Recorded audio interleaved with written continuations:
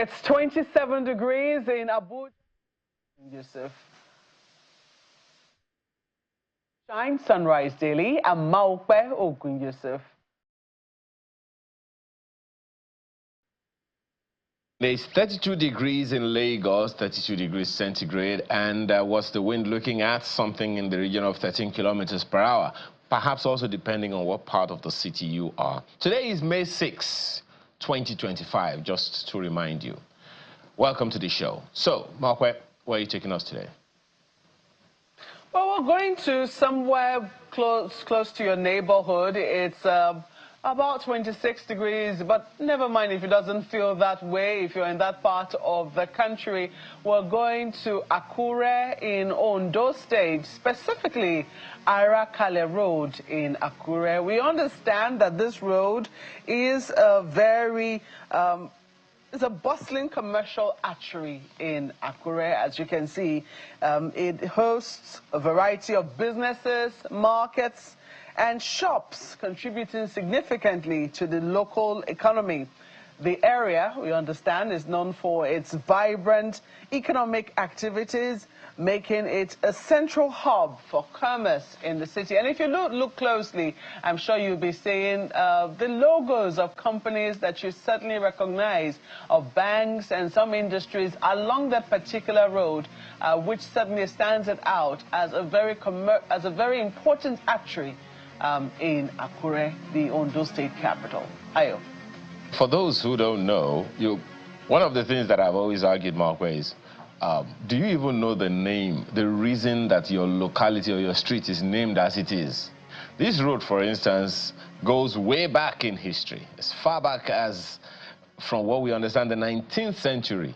And Ondo State, for that matter, or your state, perhaps every other place in Nigeria, you find that there are historical significances to them, named after the former DG of Akure, Obarakale, during the early 19th century, whose reign, we understand, was notably marked by a war between Akure and Benin in 1888. But yes, as you said, it's a huge place in terms of economic activity and commercial activity of the people. We understand also that there is an attempt by the governor, the current governor, to dualize the Akure road, starting from the Arakale-Okearu junction, which we understand also aims to enhance transportation efficiency and includes, dual carriage highways, walkways, unity bays, modern traffic systems, and all of that. Not forgetting, of course, Markwe, the cultural tapestry that reflects the lives of the people. So, if you are right now in Akure, Ondo State, or you are somewhere along Arakale Road watching us right now, can you point out your location? Take it in for a bit.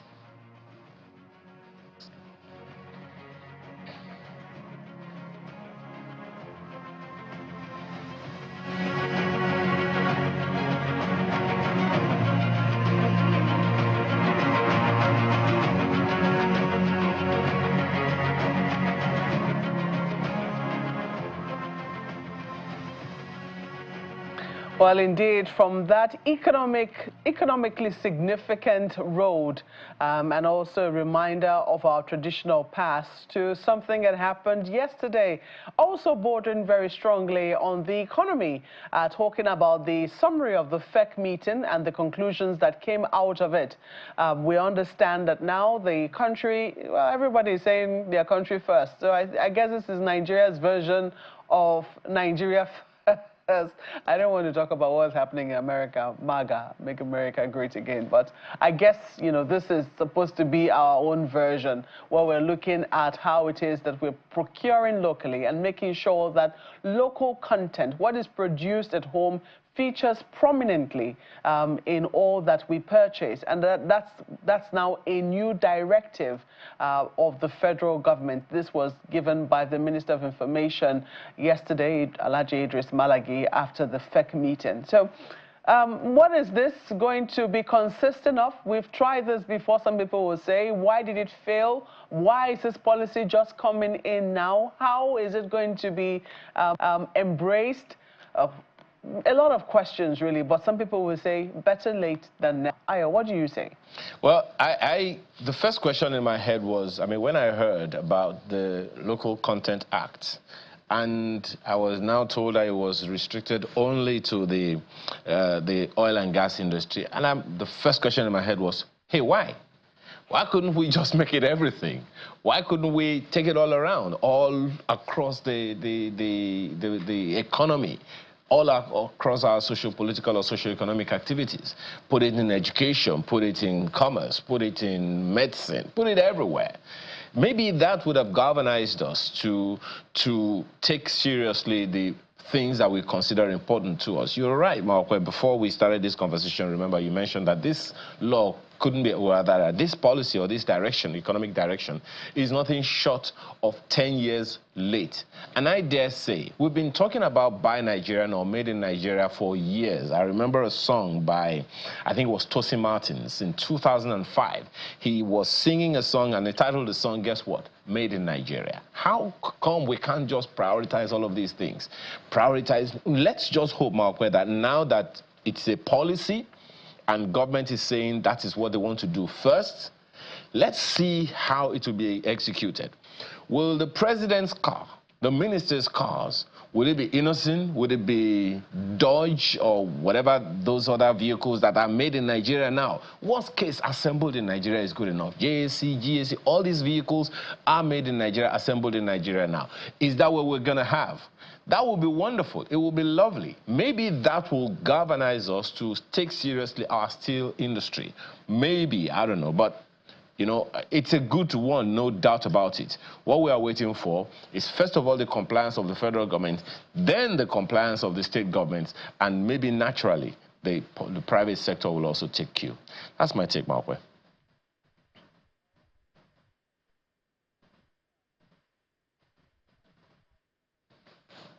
Well, I think that we can listen to the Minister for Information to see precisely how the federal government is hoping that this will be implemented. Ministers and other members of the Federal Executive Council gathering in the State House Council chamber. They are joined by some appointees who are to be sworn in. The chairman and 10 commissioners of the National Assembly Service Commission and 2 permanent secretary designates. Immediately the president arrives, the appointees take their oath of office.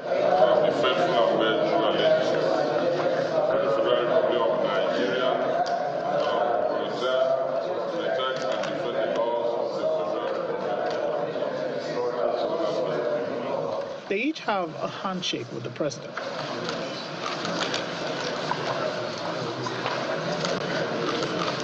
The Federal Executive Council meeting then commences. A few hours later, it is time to brief correspondents on key decisions taken in the meeting. A key one is the renewed Hope Nigeria First policy. This seeks to foster a new business culture that will be bold, confident, but also very, very Nigerian. And it aims at making government to invest in our people and our industries by changing how government spends money, how we procure, and how also we build our economy. The Bureau of Public Procurement is to enforce the new guidelines. Advise and enforce procurement guidelines to prioritize locally made goods and homegrown solutions. It has also been directed to create what is called local content compliance framework for all government procurements. Approval was also given to address some dams in the country and prevent flooding disasters. From the Ministry of Water Resources, Federal Ministry of Water Resources, contracts has been awarded for the repair of the Alao Dam in Maiduguri. You may recall that this dam caused the flooding in Maiduguri last year.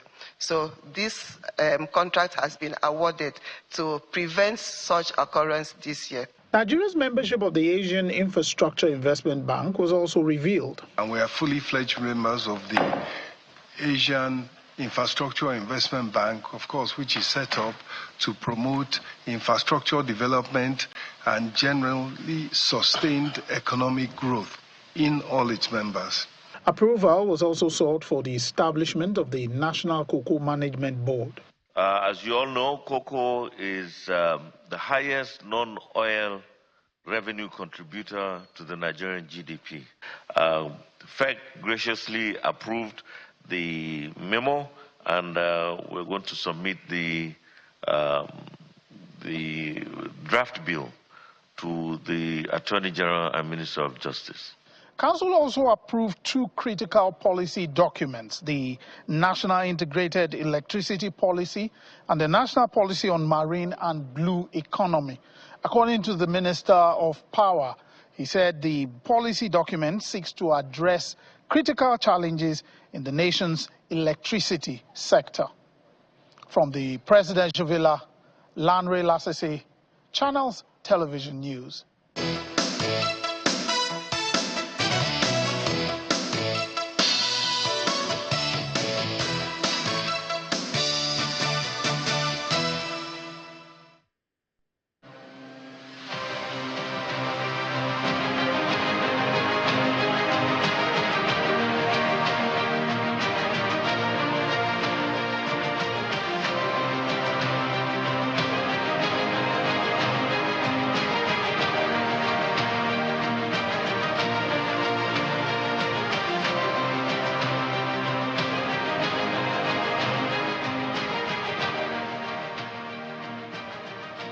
Well, indeed, we're starting now with a conversation which we started yesterday on Benue State, the controversy that has now emerged over whose fault.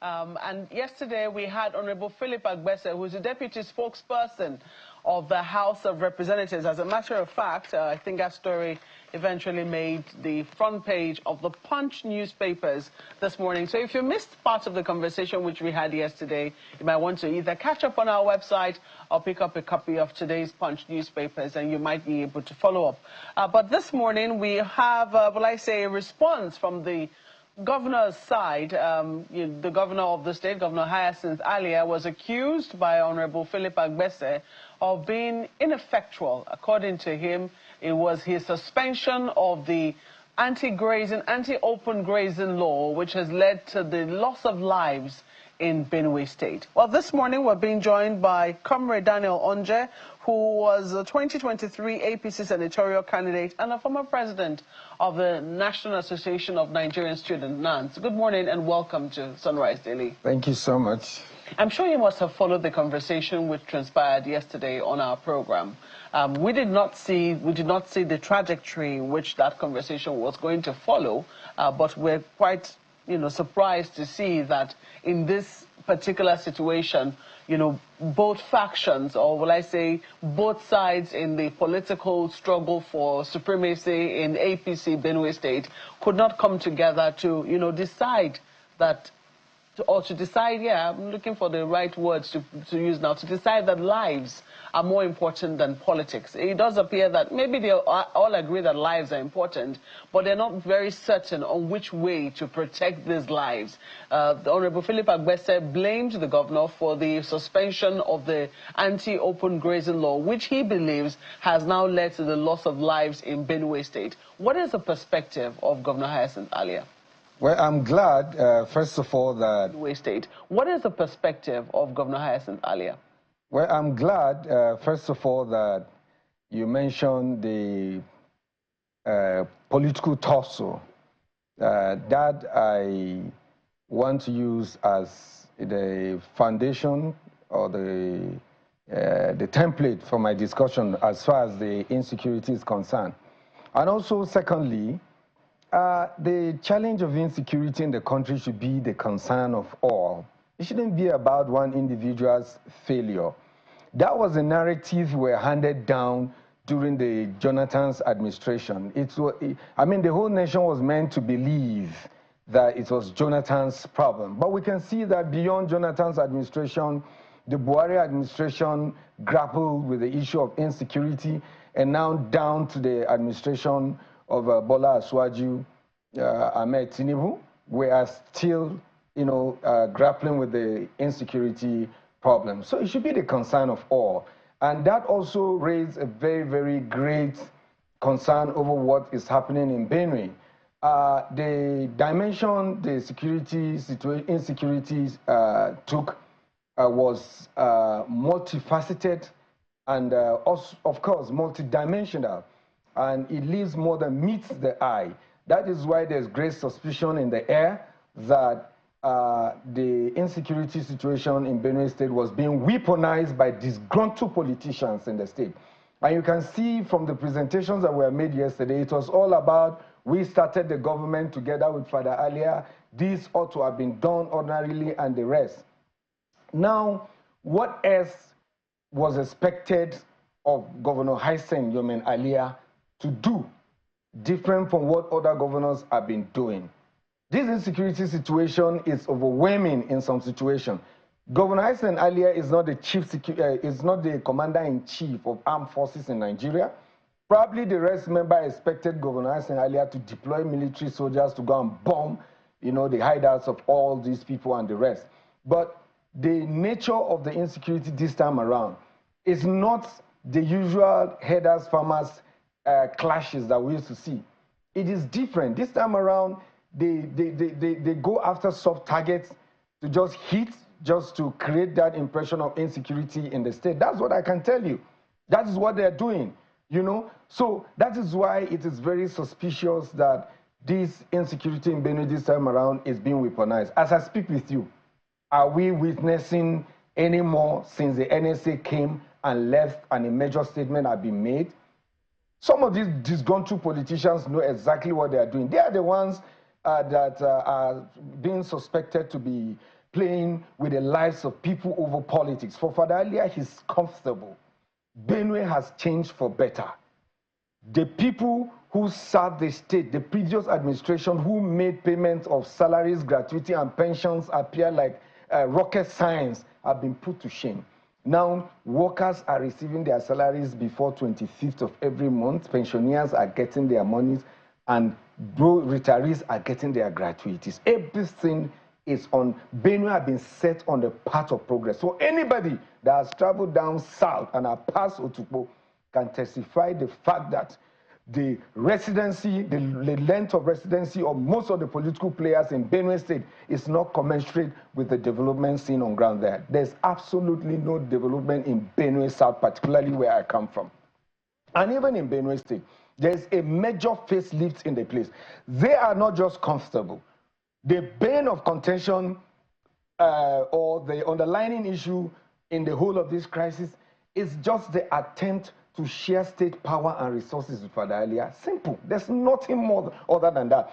They are already used to the status quo of fleecing public funds at the expense of the electorate or the indigents of Benue State. Father Alia came on board and said, no, it is not going to be business as usual. State resources will be channeled into the affairs of the ordinary people in the state, and that is what he's doing. They know that they cannot succeed in what they are doing, and that is why we believe strongly that they are coming by way of weaponizing insecurity. Least misunderstood or quoted out of context. Insecurity exists, not only in Benue, everywhere. But the issue here is that some persons suspectedly are weaponizing the insecurity because they want to create the impression I'm trying to understand what you mean. I've let you, make your points to be as clear as possible, but I'm trying to understand what you mean by weaponizing. Are you saying that they are the ones causing it, or they are making it, they're blowing it out of proportion? What precisely do you mean when you say they're weaponizing? Can be blowing it out of proportion, like you've mentioned, making it appear, bigger than. We know that every life is important, but making it appear larger and bigger than it seems, that is one. And also, it is in the same Benue, we had a bandit who openly confessed on Channels Television, is on YouTube, how they were hired to destabilize states in the North Central for huge sums of money. He mentioned Taraba, Benue, and the rest. Yeah, that was a very old video. That's a very old video. So what I'm saying is late now, what I'm saying, yeah, it's late now. What I'm saying, if that situation occurs, then what makes you think that some persons are not capable of hiring these bandits to cause mayhem just so that they score a point? We're not going to leave that. We are not leaving that possibility closed. But weaponizing insecurity, okay, imagine when a retired immigration officer, a senior immigration officer was killed. This is a community leader who stood in his community addressing the youth and the need for the community to support the youth in defending themselves. And the next day, he was killed. Was there a Fulani herdsman in that meeting, the community meeting, that nobody saw? Somebody definitely must have passed the information that this is what he was proposing to empower the youth to defend themselves. And he was killed. Now the governor went there to pay condolence on the family of the deceased and also to visit Ochidoma, the paramount ruler of the Idoma people. And soon as he was done and he was going back to Makurdi, just at Burnt Bricks, for those who know Tukpo very well, and Benue, Burnt Bricks is the boundary between the Benue South and the Chief-speaking area, because after that you go to Taraku. Just at the Burnt Bricks, as they left, a commuter bus, 18-seater bus, was hijacked, the passengers all kidnapped, just to make a statement that there's insecurity and the governor is incapable, even in an area where he was.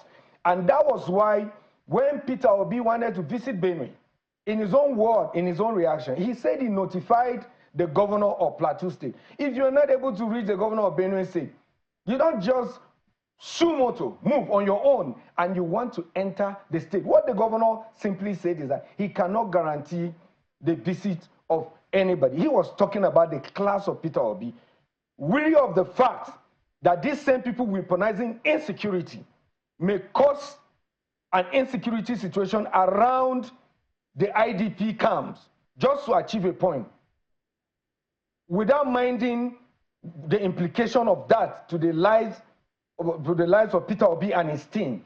And that was why the governor had to issue that statement, because he knows that if he had allowed Peter Obi to come, these same people weaponizing the crisis will still cause something just to prove to the whole world. And of course, if Peter Obi had come there, it would have been louder for them. You know, and that was why the governor took that measure, regardless of the backlash he got from the public. But he's happy that Peter Obi is safe, and it's better for him.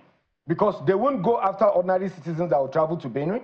They will look for high-profile personalities to do that, just to create that impression of insecurity in Benue. But as it is now, I think the governor has done all that is within his capacity. One thing they don't understand, the governor has a lot of information they don't have. And very soon, the people behind the insecurity in Benue will be on marks. Rest assured, because the only noise the governor seemed to entertain on his workstation is the result. Unlike the former governors who did mass burial and all of it. Did it stop insecurity? Suspension of open grazing is a blatant lie. The governor never suspended the open grazing law. When he came, he re-emphasized that the law continues. And the open grazing law is still continuing. What they are trying to do is to pit the governor against the Fulani people or some persons who also have interest, like the attack that happened in Otobi. I'll tell you. Mr. Andre, I really like you to, take a pause. I'm sure that Ayo has questions for you as well. But, you've said a lot of things on the program, and I'm sure to people who are watching, to well-meaning Nigerians who are concerned about the insecurity situation in your state, they would really be very, very aghast to know that this infighting, it would seem, is so bad that we think that the infighting could even be the cause of the insecurity? Because when you talk about people weaponizing it, and you're not ruling out the fact that people can be paid to destabilize and, you know, kidnap people and, you know, cause a loss of lives. People are just wondering, when would politicians stop? When would they begin to see that the reason why they're actually in politics is because of the people whom they swore an oath to protect their lives and property? Yeah. Well, I told you, like I mentioned, the NSA came and left. Since then, you haven't had any attack or serious incident. We might not have heard of attacks. But let me tell you the desperation. You asked the question. Yes, I did. We might not have heard of attacks, but we have heard of villages being emptied out, that villagers are running away from their villages because they are unsure of what might happen.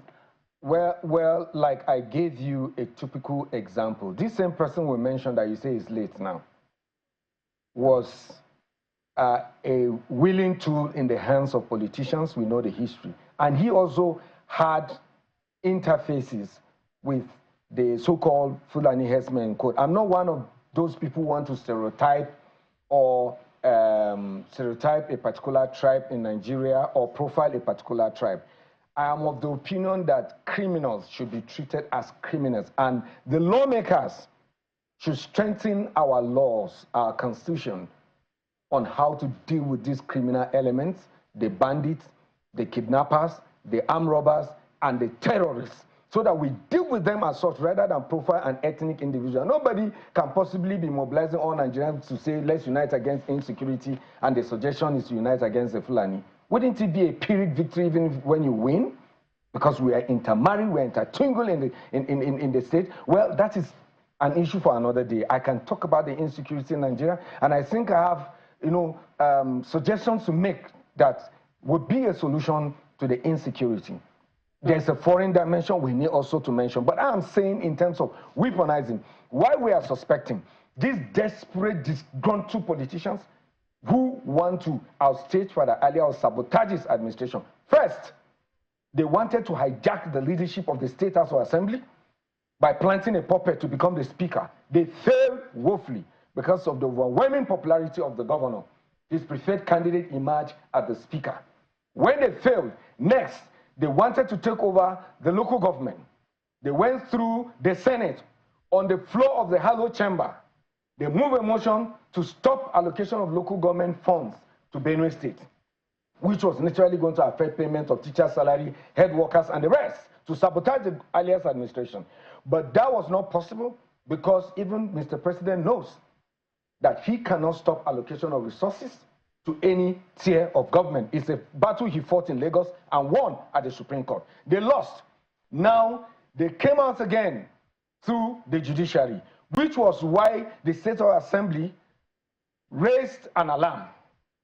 They saw a red flag, and they acted on a brief, recommended the removal of the Chief Judge of the state, which is Justice Ikpambesi.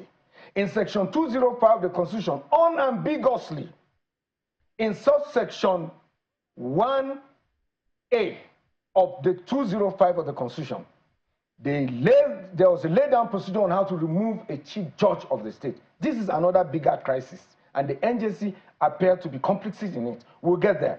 Now, having recommended in line with Section 205, the next step was for the governor to remove. But the NJC, the NBA, who appear to be complicit, they came out and made all the noise and harassed the governor. Just a moment. The governor for I'm sure that Sorry, Mr. Onje. Abundance of caution. Comrade Onje. He passed the resolution of the I think it's important to state that they haven't acted up to now. Just a moment. The NJC and the NBA do not, interfere in matters unless it directly, has to do with their jurisdiction. The NJC was very clear. You cannot remove a sitting chief judge of a state without their involvement. I think to say that they're complicit, I think we better be very careful with the choice of words that we use. But I know that Ayo stand by it. Ayo has. I said they may be complicit in it. I stand by it. Because up to now, they have the petitions, they have the recommendation of the State House of Assembly in Benue State. They have not acted. And now they are negating the principle of ubi jus, ubi remedium. Okay. Which means that every individual should have access to his right, to remedy his right. Comrade Onje, I think you've made your point. Let Ayo intervene in this particular matter. Ayo. Thank you, Markwe. You know, comrade, the first question on my mind is, how come that one political party in just one state of the federation are unable, members of the party are unable to come together and forge a united front for their people?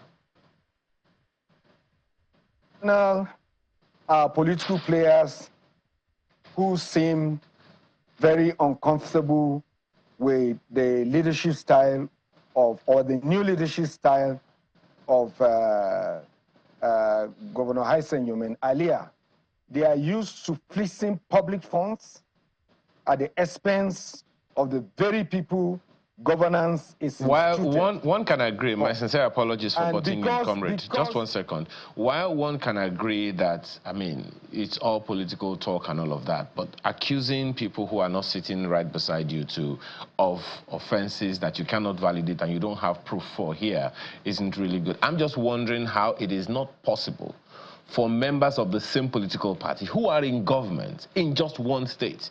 How come it's difficult to come together as adults, as mature people, as people who genuinely want the interest of the people in Benue State, to come together and say, this is what we all should be doing, irrespective of our differences? That's just a question.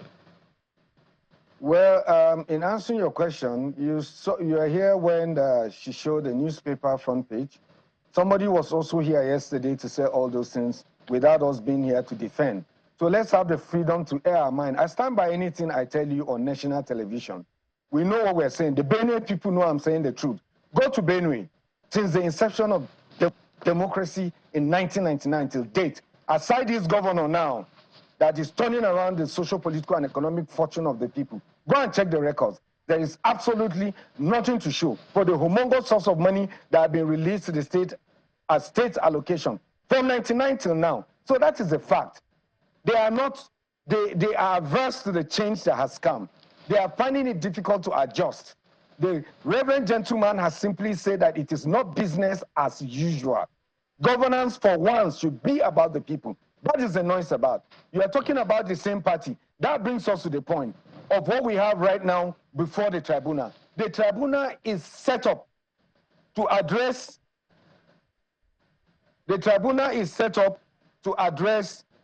inter-party dispute. That is between different parties, not intra-party dispute. But as it is now, I was talking about the maxim in law. It is a Latin maxim that says, ubi just ubi remedium. Where an individual right is violated, you should have access to remedy. But in this case, they have turned it upside down. Now it is just sign remedio. That is right without remedy. Because the chief judge of the state has the power to constitute tribunal, has the power to constitute appeal. As I speak to you now, it is alleged that the only female judge on board, because she seems unbendable, she had been removed and replaced with another judge, and they have inaugurated the three-man panel for the appeal, which means there is no avenue to remedy the rights of the local government chairman that have won, and even the governor of the state himself. Everything is in the hand of one man, the chief judge of the state, that is causing all of this problem. If you ask this question, let's also ask judiciary. When the state law, electoral law, have said that petitioners must pay security deposit before their petition can proceed, anywhere you see shall in law, it's a mandatory provision that Comrade, cannot be violated, and it's non. Yeah. I'm really trying to, make, if you can hear me, I'm really trying to, get the coherence as to why members of the same political party cannot agree for the sake of the people. Now, one of the issues that was raised by the honorable that spoke with us yesterday was that, they have been asking for collaboration with the governor but it would seem like the governor has been he's been unwilling, so to speak. That's according to Honorable Agbese that we spoke with yesterday. And part of what he said was, look, we gave a report, that the report was given to the governor, and who promised to do something about it and take concrete action following the report, receipt of the report. But unfortunately, nothing was done about it. And he's also said that the federal government was informed that the people were being killed, but the state government kept insisting that there was no crisis or that the people were killing themselves. Can you validate all of this? The real issue for us, for me here this morning, is just to ask why it's difficult for those other agents of the Benue State at the federal level to collaborate significantly with agents of the state in the state for the sake of the people. That's all. It is totally wrong to say that the governor stated where. Can he be, is he quoting the governor? Can he provide any shred of evidence to show that the governor actually said that there was no insecurity in Benue? The governor never said that. And talking about collaboration, that they made suggestions to the governor. For them, they think insecurity should be addressed in the public. It is not done that way. Nobody releases a strategy in tackling security issues. If any governor who does in the country, I'm telling you, even the security agencies like the DSS, the police, the national, the NIA and all, they will avoid such a governor because he will be divulging sensitive and strategic information on how to address or tackle the insecurity. I told you, we once had a governor, I think the last administration, who made the loudest noise about insecurity. We had mass burials in Benue and all of it. Did it stop? There were killings in Agatu, killings everywhere. Some of them were lawmakers in the last administration of this governor. They never stood up for once on the floor of the National Assembly to address this issue or tell anything to the nation. But they are in the front line making the noise now because they want to weaponize insecurity. We all know these things. So I'm saying basically that you need to know the immediate and remote causes of a situation before you can address it. And that's what I'm telling you. As I speak with you now, the appeal of the tribunal may have been programmed to go ahead to declare candidates of the same party, APC, who approached them illegally as winners of election in the 23 local government in Benue State, just to sabotage Father Alia's administration. Now, who set up this appeal? It's the same Justice Bambese who set up tribunal, who also set up the appeal. The same one man. And clearly he has shown that he's biased, he has shown interest. In the beginning of this tribunal, after he has set up this tribunal, what did he do? It is known in law that once he set up the tribunal, he becomes punctus official. It means his job ends, the tribunal takes over. But no, he went ahead to grant illegal waiver to prospective petitioners. And over 200 of these petitioners immediately filed petitions challenging APC candidates. Now, who are the owners of these people that filed the petition? It's still Abuja politicians. So you're asking this question. They are doing what is, they are embarking on an act of lawlessness, and it's being tolerated by the society. So, Mr. Andre, how do you see this matter being resolved? Because whether or not we like it, the situation, and yes, we have not heard anything untoward in recent times with regards to insecurity, and we hope that the situation will continue to remain calm. However, you know, what are the assurances that the governor of the state is providing to his people that their security will always be his priority? The security indeed is a priority. It can't be concerned or be what do you call it?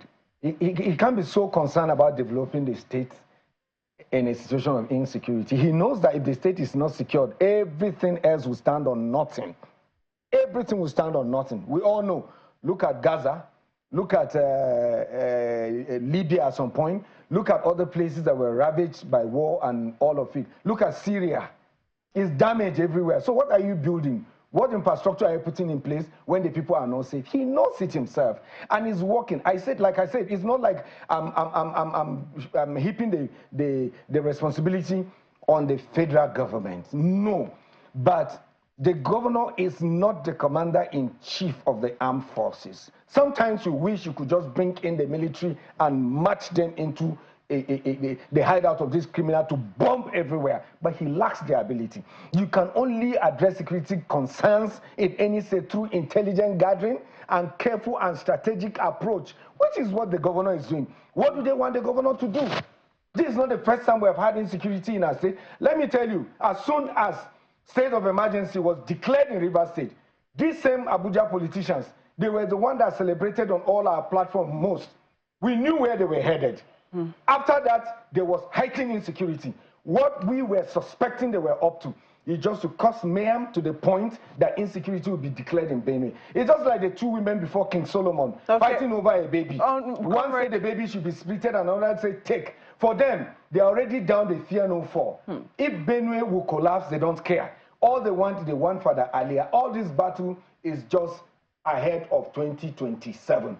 And what they don't know, it is God, only God who knows those who will even be alive till 2027 to well, we'll continue to hope. Father Alia is only concerned about the immediate, to deliver on his promises of governance to the people. We hope that, politicians wherever, be they in, positions of political office today or out of it, will continue to prioritize the safety of lives and property. Definitely. We have to thank you. We have to thank you for coming on the program this morning. Comrade Daniel Onje was the 2023 APC senatorial candidate, one of them in Benue State. Thank you for coming on. Thank you so much.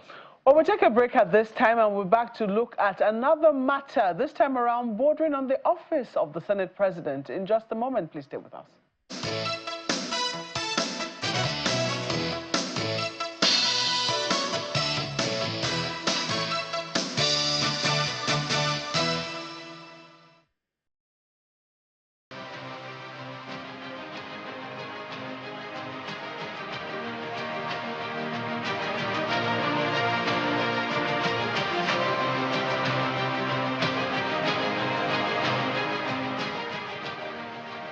Welcome back. So on the 30th of April, news broke that the Court of Appeal had upheld the conviction of a certain Professor Peter Ogban, a professor who was jailed in 2021 for rigging a senatorial election for Senator Godswill Akpabio, who was the current Senate president.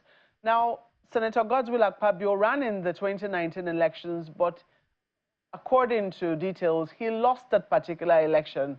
But because Professor Ogban was convicted, and his conviction are now upheld by the Court of Appeal, people have been raising questions about the person who, he allegedly rigged the elections for. What should happen to that person? This morning, we're being joined by Mr. Anwar Rafsanjani, who is Executive Director of CISLAC. It's good to see you, Mr. Rafsanjani. This conversation is a bit controversial now, isn't it? Because some people will argue that Professor Ogban is an individual in his right and, has the wherewithal to do either good or evil and must be held responsible for whatever it is that he or she does. Isn't that correct? Absolutely. As someone that has officially been assigned to conduct a free, fair, and credible election, and he decided to betray the mandate given to him, definitely there must be consequences, and this is exactly what he has been facing. He has been, jailed, and the beneficiary of this rigging or this fraud cannot just simply be left out of it, so that we can be able to restore political dignity and integrity, as well as bring back confidence on the Nigerian people that if you do anything wrong, you must, no matter how long it has taken, you must face the consequences. In many other countries in the world, it doesn't matter how long you have committed the crime, as long as it has been confirmed that you have actually been involved or you are beneficiary of it, you must face the music. And therefore, this case is not also different. And the most important thing is that you cannot really be a leader with this serious moral deficit, with this serious fraud allegation that you benefited. And therefore, if you remain where you are, you will be sending a wrong message to the Nigerian people, especially the young people who have now been, unfortunately, learning only bad lessons from leaders in this country, because they are not seeing the positive, lessons. So they assume that the bad thing, the fraud, the corruption, the mismanagement, the looting, the criminality that the political elite are doing in the country, many young people, they think that is the way out. So we must restore the order. We must change this scenario so that our country can at least once change for positive, so that the young generation will not be thinking that the only way you can be prominent is when you are involved in criminality, in fraud, in corruption, in looting, in political violence, and all those negative things. We need to. But Mr. Rafsanjani, just sorry to interrupt you. Doesn't the premise need to be correct? Because from what we understand, I mean, you say Senator Akpabio was a beneficiary. From what we understand, he lost that elections. If he eventually won, maybe he went to court. But as declared by INEC, he was said to have lost the election. So how is he a beneficiary? Yeah, since he lost the election and the electoral officer still went ahead to impose him on the electorate in that constituency, in that senatorial district, that is why we are saying he is the beneficiary of this fraud. Had he been when INEC declared that the man did not win, because if you remember, the commissioner of INEC, in person of Mr. Igini, he had actually stood firm to ensure that justice is done. And that is the credit that we are giving him, or Nigerians are giving him, because he is not one of those INEC official, INEC commissioners that have collected bribe just to undermine the electoral integrity in that election. That is why we need people of integrity in public offices who will not join collecting this bribe to undermine the collective interests of the Nigerian people. If we have such people in our electoral system, I can assure you that Nigerians will have more confidence to even come out on board and to contribute to the political development in this country. But a situation whereby you lose election, but because you have dirty money, you have the security, you have the INEC, in some instances you have the court, to now collect that mandate of someone who won the election and then award you that victory. We need to change that mentality. Mr. Rafsanjani, what precisely are we asking for? What are the CSOs asking for? The CSO are saying that given this electoral fraud that has happened, the person who had benefited from it, who had been wrongly declared, he cannot now preside under number 3 in the nation, because he will be sending a wrong signal that the only way you can attain leadership position is to commit electoral fraud, is to commit, or undermine the electoral law that we have. So therefore, he does not. Mr. Rafsanjani, I'm afraid we're totally out of time. I wish we had a little more time to discuss this, but we're totally out of time. I think that the point has been made, but certainly we'll, create time to delve into this matter a bit more. Thank you so much for your interventions on this issue. Mr. Omar Rafsanjani is the Executive Director of CISLAC. Thank you very much. Well, that's how we leave the program this beautiful Tuesday morning. Thank you so much for letting us be a part of your day. I'm Maokwe Ogunyusuf. And thank you also for all of your comments on X and other platforms. I'm Mario Makinde. Enjoy the rest of your day.